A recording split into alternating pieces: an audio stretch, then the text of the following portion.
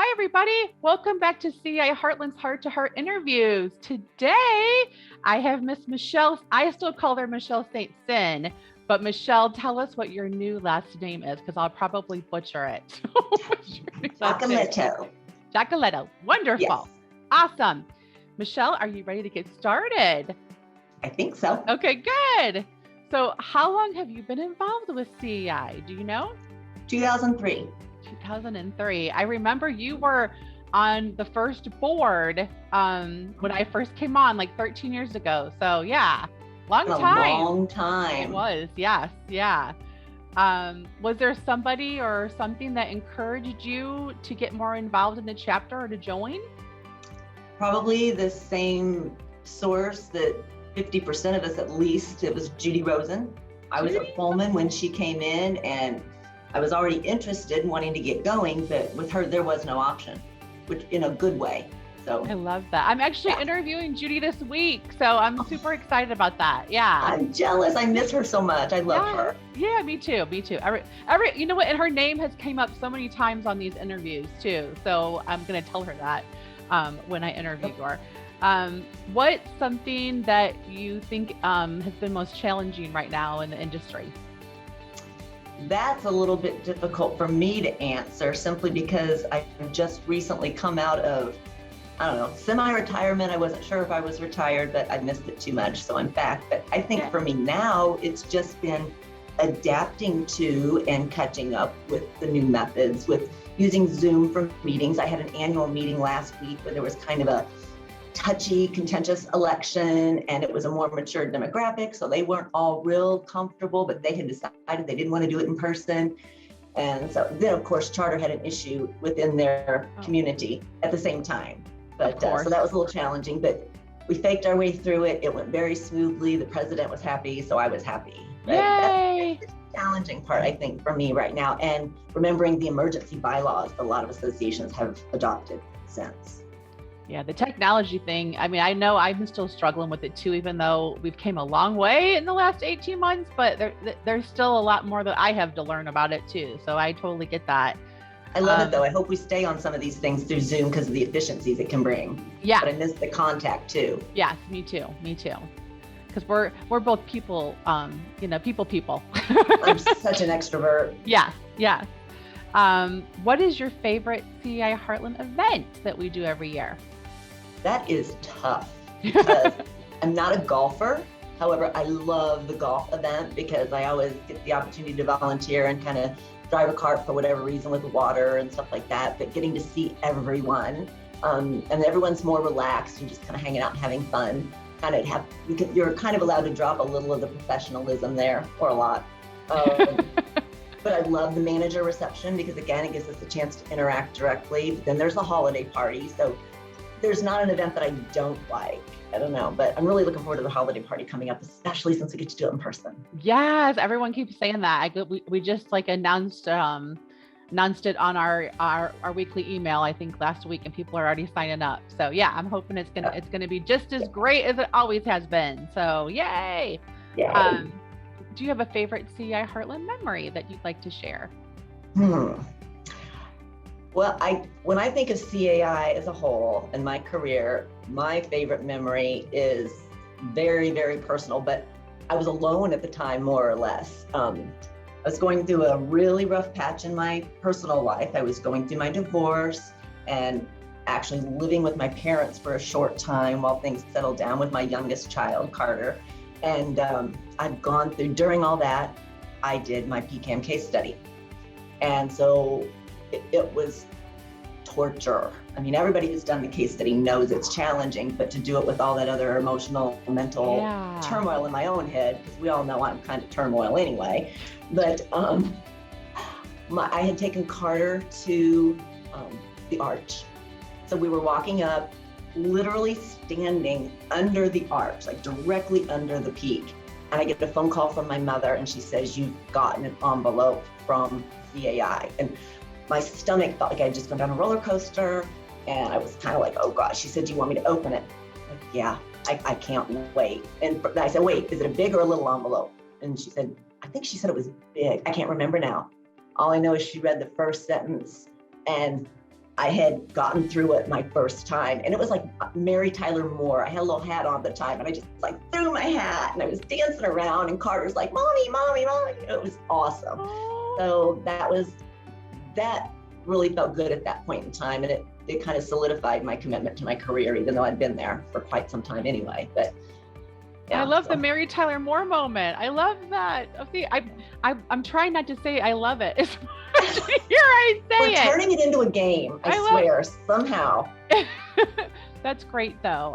That's a great story, and I haven't heard that one before. So I like. There are a lot of other great CAI memories, but that's like the nearest and dearest to my heart. Yeah. So. And Carter was there to, I don't know. Does he still? He probably doesn't remember, but your mom probably remembers that story. My mom remembers the story. Carter may, I don't know. I've never talked to him about it. I have to ask him, because I think he was probably 8 at the time, at the oldest. So he was really young, but he knows how important it is to me to have my credentials, because then, he's put up with all the, stuff years after, and, continuing education and all that. Yeah. So they know. And what a challenging time to decide to do that too, when you were going through all of that on a personal level. Mm-hmm. It was crazy. Yeah. I can't even imagine. I can't even imagine how hard that must have been, going through all that, and trying for your PCAM too. And that's also the same time as I was opening my own little company. When I opened Metropolitan Management, it was all at the same time. Wow. I don't know what I was thinking. I wasn't. But you were thinking you were gonna take it on. I love it. If you could encourage someone to join CEI, which I know you do, what is your sales pitch? Like, what do you say to them, to maybe to a new board, to get them, to even, introduce them to CEI? I feel we are always at our best if we're educated about a topic. So for a new board, most board members as volunteers, they don't have direct experience. They may be an accountant, they may be an architect, they may be, something related, but our industry really is unique. And to better serve your association, educate yourself. It makes your volunteer job easier, makes you more beneficial to your association. And I just feel as managers, it makes us better, and it shows a commitment to your volunteer, commitment that you've already made. You've been elected. Your fellow owners have entrusted you with basically the largest investment they ever make in their home. So you need to take it seriously and do it to the best of your ability. So plus I always tell them too, and I'll sign some of my emails this way, an interested and active or a proactive owner is the best asset an association can have. So I really try and push. That's good. I like it. Is there something you don't love it? I'm trying to stop saying I love it so much. Michelle was teasing me over the weekend and said that she was watching all, I don't know about all of them, but you watched some other heart-to-heart interviews, and how much I say I love it, because I do say it a lot, but that just means hilarious. I love everything. But yes, I'm gonna keep saying that. I love it. Tell us something that our members might not expect to know about you that you want to share. That I want to share. Gosh, I don't know. I have a dirt bike. I got a dirt bike last year. Yeah, I didn't know that. Yeah, okay. You didn't know that? I don't think I knew that. Okay. I had to fight my family for it, because my father, my sons, my husband all said, no, you're going to hurt yourself. I'm like, if I break, I'll heal. It's not like I'm going to, I'm going to wear a helmet and protect my noggin. So far, so good. Knock wood. I want a bigger one now, because it's just physically a little too small, but that's something fun. So, and I was a Donny Osmond freak when I was a kid, and kind of still am. I probably shouldn't say that out loud. People don't need to know that. Those are my 2 deepest, darkest secrets, I guess. So how many Donny Osmond concerts have you been to? Oh, wow. Do you know? I cannot possibly count, because it goes back to when I was so young. I know I saw my first one in 3rd grade at the Illinois State Fair, and almost passed out. Mom had to give me a bag. Thank God we bought taffy, and she had a paper bag. And then I saw them at MRF one time, and I'd snuck away to go to the restroom with my girlfriends. My mom and dad, of course, we were young, were there. And that's when it was safe enough that you could let your kids at least go to the restroom. Yeah. And so I climbed up on the rail to the ramp where they would come out on stage, and got a little aggressive, and I got hit by a billy club, cracked on the knuckles. after that, I learned to behave. But the best one was in Vegas when my now husband took me for the VIP seating. Yeah. I was 12 all over again. That's great. I love that. I love it. I'm going to say it. I love it. Do you have a crazy story about your history with community associations that you want to share and can share? I think the most ridiculous, I've got two that kind of balance in my mind with ridiculousness. One would be getting yelled at, like vehement anger coming at me because there were geese in the pool. What could I do? But, why did you bring these here? Why do you let them in here? There's got to be something you can do. I'm like, we knew we had been doing everything we could to deter them and, had a pond and all that stuff. And then I'd also gotten an emergency page one time because there was bird potty on a swimming pool deck, the concrete, and it was Father's Day. I wasn't going to call the maintenance guys to come out. So this person was pretty adamant and a very good owner, though she was a little wacky at that time. I packed up hydrogen peroxide, gloves, and bleach. And by the time I got to Maryville, Illinois, of course it was gone. Oh. But I did my duty. So those birds, right? Yeah. Both bird issues. I know, right? What am I going to do? And then a 20-minute or 40-minute disagreement conversation with the board president about the difference in what a sidewalk is. Like, he did not feel that strip of concrete between your driveway and your front door, that's not sidewalk, that's stoop. I felt it was sidewalk. Yeah. So all about snow removal in the contract he had signed and now disagreed with. So yeah, just crazy. You just never know. It's never a dull moment, right? For community managers, never a dull moment. Nope, just got to keep it in perspective. It is not a lung or brain surgery. It's important, but it's not life-threatening. Yeah. Usually. So now it comes the time for rapid fire questions, and Michelle got the candid questions category. This is probably awful because we all know how outspoken I am. It'll be fine. I'm excited. Are you ready? You ready? Got a beeper ready? What motivates you to work hard? Ooh, my father in my head all of the time. No room in life for mediocrity. If you want it, you earn it. And, put in a good day's work. Don't slack. You get out there, you do it. I hear my dad in my head all the time. That's crazy because I hear my aunt. I have an aunt that used to say, "Daylight's a burden. Don't let no room for rest. Daylight's a burden. You got to get it all done." So my gram used to say that too. Yeah, burning daylight. Yes, exactly. Get out of bed. Yes. Who is your hero? Well, you could have more than one. Professionally, I would say Judy Rosen because she's been such an inspiration to so many, and I love her.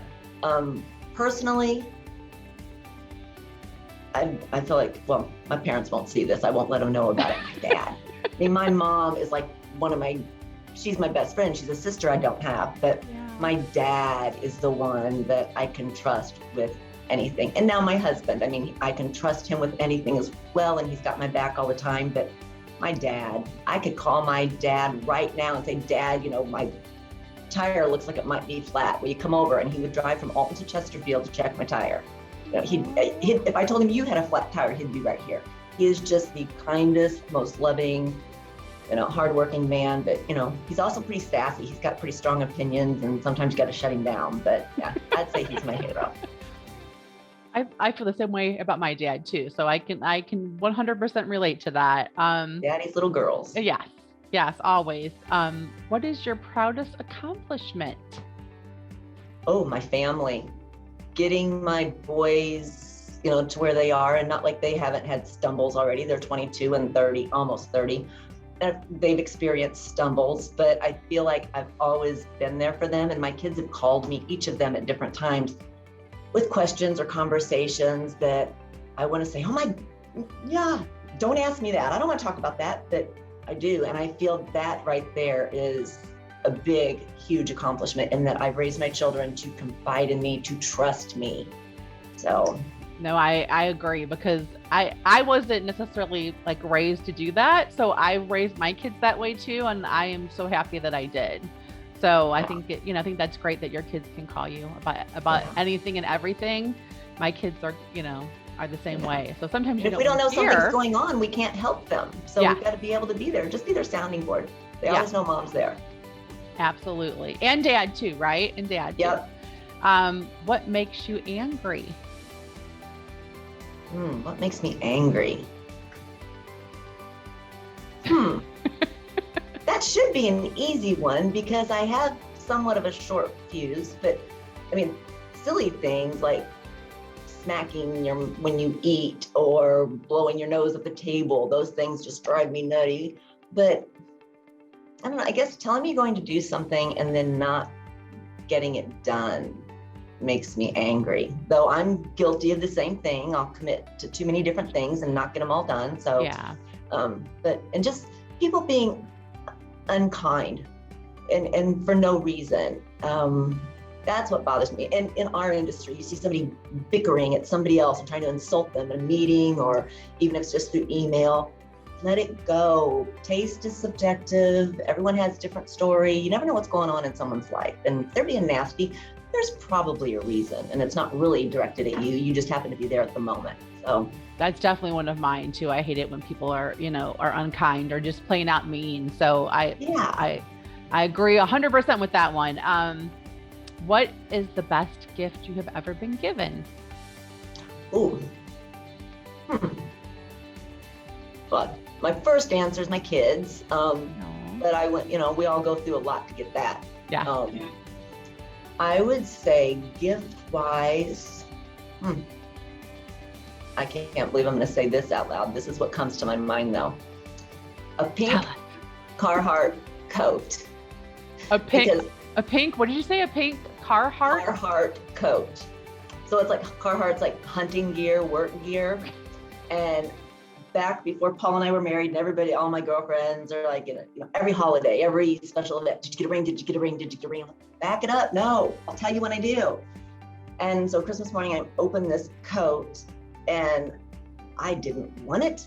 I didn't like it. My feelings were hurt.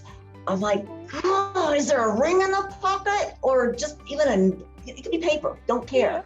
I'm like, great, what do I tell my friends now? I got a Carhartt coat. Nope, no ring, but I got this work coat. However, I stinking love that coat, and it allows me to be comfortable outside in ridiculous conditions.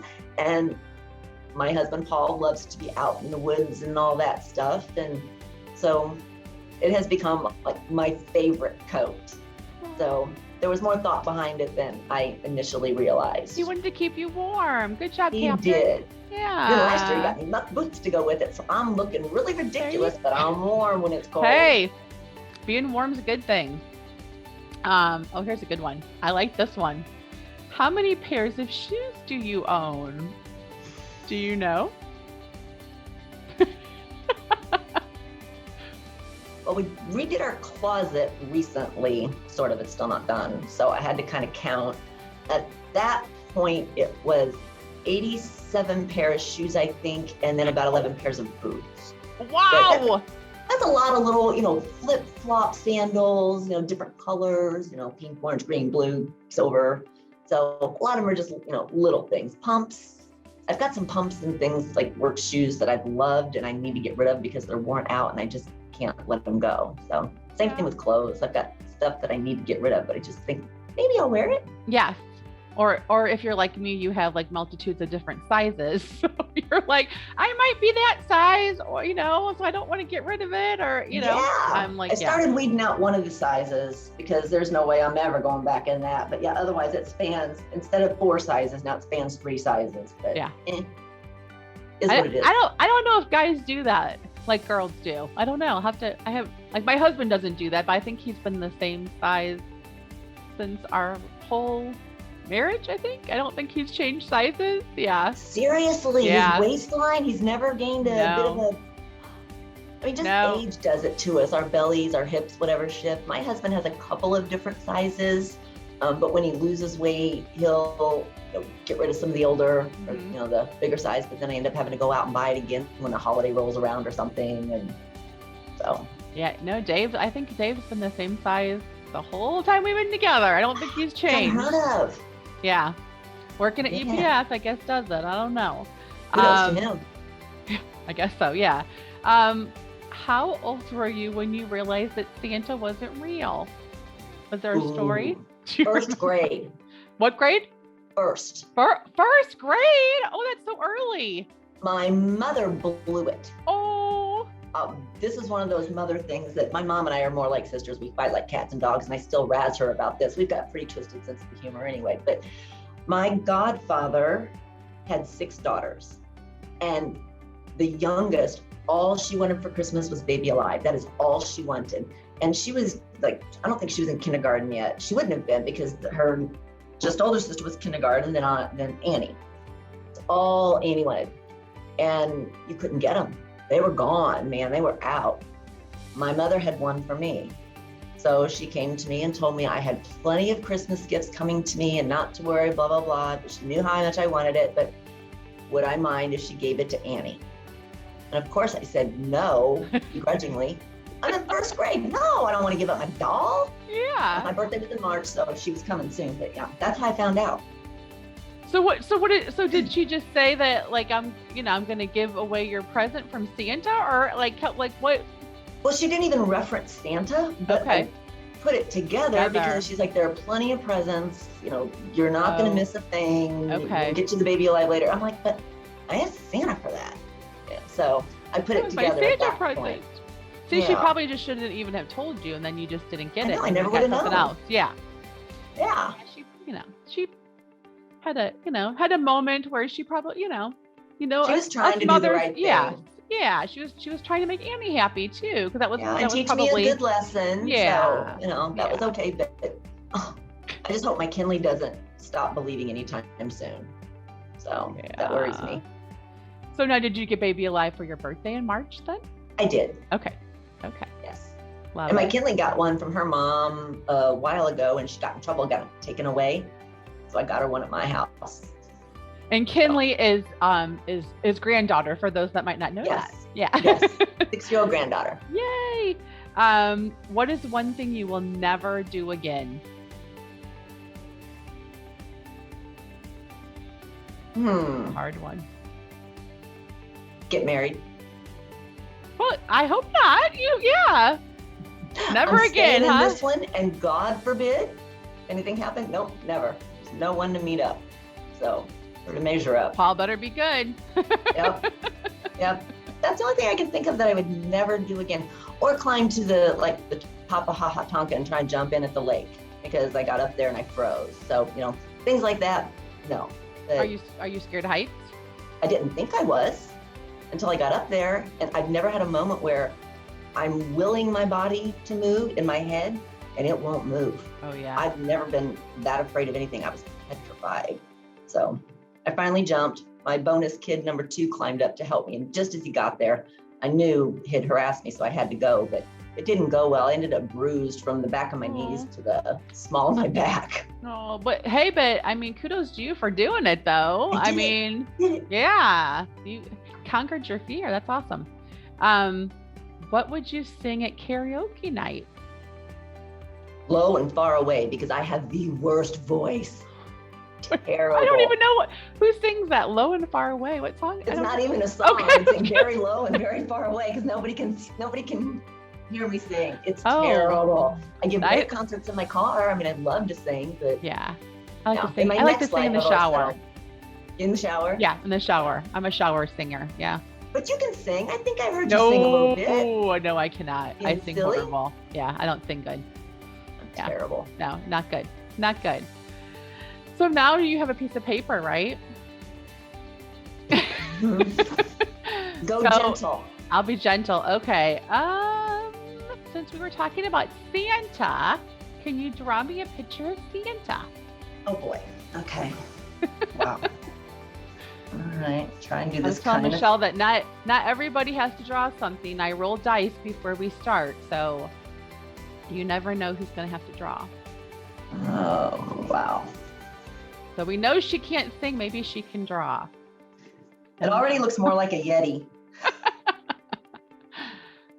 As long as he's got a beard, it's Santa, right? So and he's got a bulbous nose. Well, that looks more like a dog's nose now. Oh, I can't wait to see it. Golly. Oh, this is terrible. No, this would frighten a child. It really could. Yeah. Is it refrigerator worthy? Oh gosh, no. Unless you want to keep everybody on the refrigerator. How about that? Did you see Stephen Davis's interview? Did you see his? I was looking for it and I could not. It wouldn't pop up. Okay, I want to check that. What did he draw? He drew a bunny because we were talking about his daughter. That I think she likes bunnies, and so later on after the interview, he had emailed me and said that he put it on the refrigerator, and his daughter was not impressed. She didn't want to keep it on the refrigerator. So I would have rather drawn a bunny. I could do a cute little bunny, but this is all. Yeah. I can't do his mouth. I never know what I'm going to ask you to draw, so it's always like a surprise to me too. So. All right, that's pretty good. Is it? Oh, hold it back a little bit. There we go. That's pretty good. Oh, there he goes. There he goes. Yeah, that's pretty good. The hat's okay. His face is pretty destroyed. He looks more like a Yeti. Good. So now comes the point in the interview where we give you 30 seconds to either talk about your favorite charity, talk about your company, or anything that you want to tell the group about. So go. Wow. Well, you can see I've recently joined CMA. Yeah. So this is after my long career. I've worked at the 3 majors. Love it. I've never worked for any place that is so calm and peaceful and really focused. Operates much differently in some cases than all the others, which is interesting. And I'm finding new efficiencies that I'd never thought of. So, obviously you're looking for management. I could promote CMA. Yeah. But also I think that leads us to kind of a point that is kind of near and dear to my heart. And that I think that in our market, we are very small and close.